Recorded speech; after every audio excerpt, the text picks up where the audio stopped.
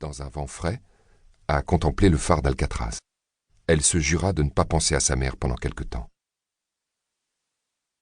De retour au Holiday Inn de Fisherman's Wharf, elle chercha le numéro de Connie dans l'annuaire.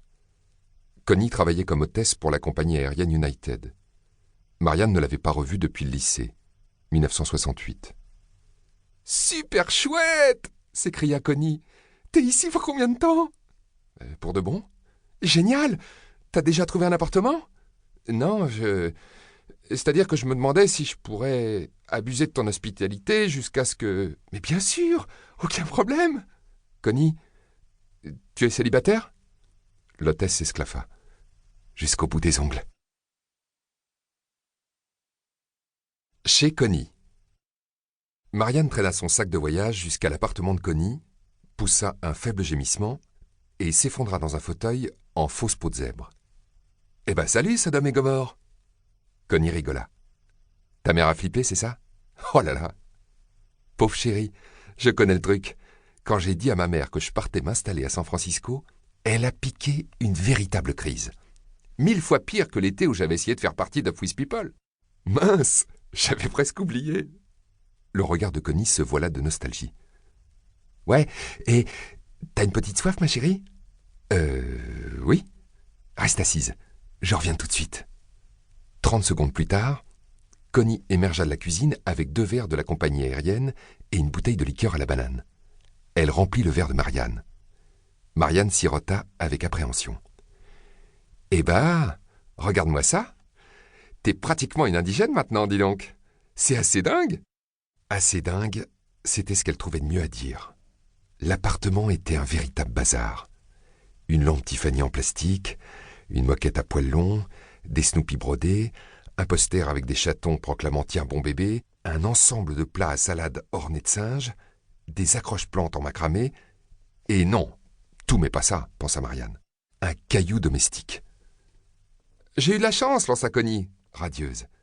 Être hôtesse, ça me permet de dénicher toutes sortes d'objets d'art au fil des voyages. » Marianne se demanda si Connie considérait ce tableau en soie noire qui représentait un toréador comme un objet d'art. L'hôtesse continuait à sourire. « Ça va la liqueur ? Quoi ? Ah oui, ça fait du bien.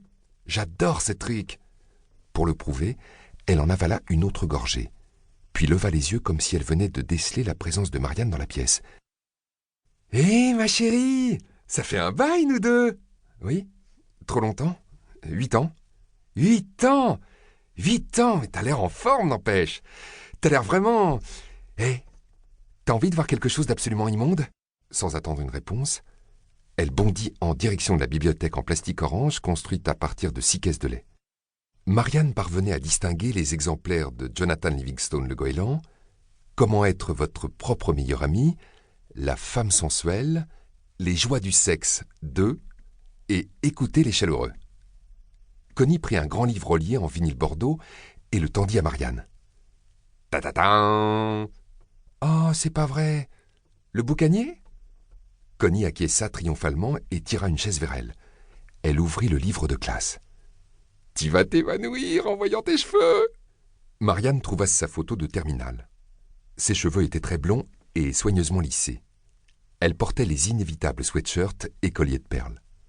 Malgré le maquillage spécial, elle se rappelait toujours l'endroit exact où le bouton d'acné avait surgi le jour de la photo.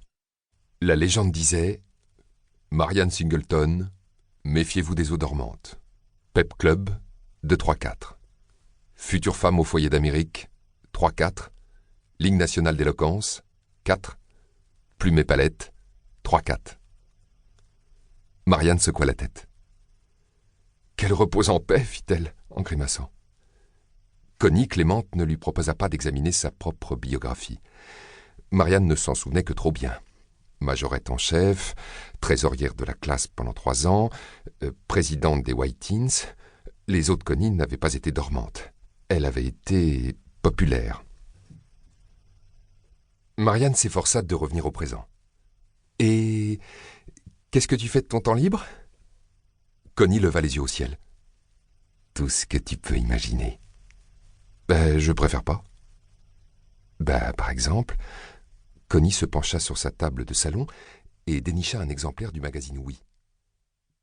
Pour continuer à écouter ce livre audio gratuitement, cliquez sur le lien dans la description et vous pourrez l'écouter en entier sans frais grâce à l'essai de 30 jours d'Audible.